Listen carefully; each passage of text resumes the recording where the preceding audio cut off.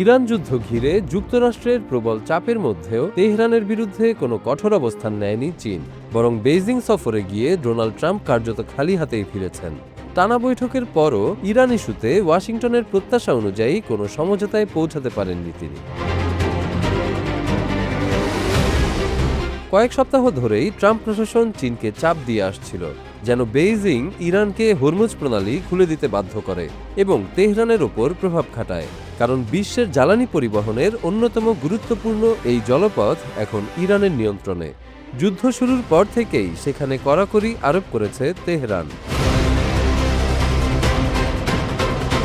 কিন্তু Xi Jinping সেই চাপের সামনে নরম হননি, বরং ট্রাম্প বেইজিংয়ে থাকাকালীন সময়েই চীনের পররাষ্ট্র মন্ত্রণালয় স্পষ্ট জানিয়ে দেয় তারা যুদ্ধের বিপক্ষে এবং ইরান সংকটের রাজনৈতিক সমাধান চায়। চীনের বিবৃতিতে বলা হয়, ইরান ও আঞ্চলিক দেশগুলোর মানুষের ওপর এই সংঘাত ভয়াবহ ক্ষতি ডেকে এনেছে। একই সঙ্গে দ্রুত যুদ্ধবিরতি এবং আলোচনার মাধ্যমে সমাধানের ওপর জোর দেয় বেইজিং। হোয়াইট হাউস অবশ্য দাবি করেছে, ট্রাম্প সেই বৈঠকে হরমুজ প্রণালী খোলা রাখার বিষয়ে দুই দেশ একমত হয়েছে। এমনকি ওয়াশিংটন বলেছে, শি নাকি এই প্রণালীতে সামরিকীকরণ ও টোল আরোপের বিরোধিতা করেছেন। তবে চীনের সরকারি বিবৃতিতে এসব বিষয়ে কোনো উল্লেখই ছিল না, বরং সেখানে শুধু শান্তি সংলাপ এবং রাজনৈতিক সমাধানের কথাই বলা হয়েছে। ফলে বিশ্লেষকদের মতে চীন আসলে ইরানের বিরুদ্ধে মার্কিন অবস্থানে যোগ দেয়নি। চীন আরও জানিয়েছে, তারা প্রেসিডেন্ট শি জিনপিংয়ের 4 দফা শান্তি পরিকল্পনার পথেই এগোবে।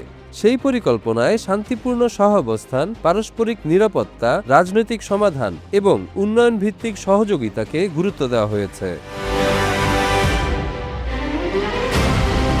বর্তমানে বিশ্বের অন্যতম বড় জ্বালানি আমদানিকারক দেশ চীন।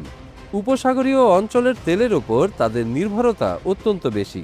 একই সঙ্গে বেইজিং ইরানের অন্যতম বড় তেল ক্রেতাও। ফলে অনেকেই ধারণা করেছিলেন মার্কিন চাপের মুখে পড়ে চীন হয়তো তেহরানের বিরুদ্ধে অবস্থান নেবে, কিন্তু বাস্তবে ঘটেছে উল্টোটা। ইরানের পারমাণবিক কর্মসূচি ইস্যুতেও যুক্তরাষ্ট্রের অবস্থানের সঙ্গে একমত হয়নি চীন। হোয়াইট হাউস স্পষ্টভাবে বলেছে, ইরান কখনোই পারমাণবিক অস্ত্র পেতে পারবে না। সেখানে বেইজিং তুলনামূলকভাবে নরম ও কূটনৈতিক অবস্থান নিয়েছে। চীনের মতে ইরানের পারমাণবিক ইস্যু সহ সব সমস্যার সমাধান এমনভাবে হতে হবে যাতে সব পক্ষের উদ্বেগকে গুরুত্ব দেওয়া হয় এবং আলোচনার মাধ্যমে একটি গ্রহণযোগ্য সমঝোতায় পৌঁছানো যায়।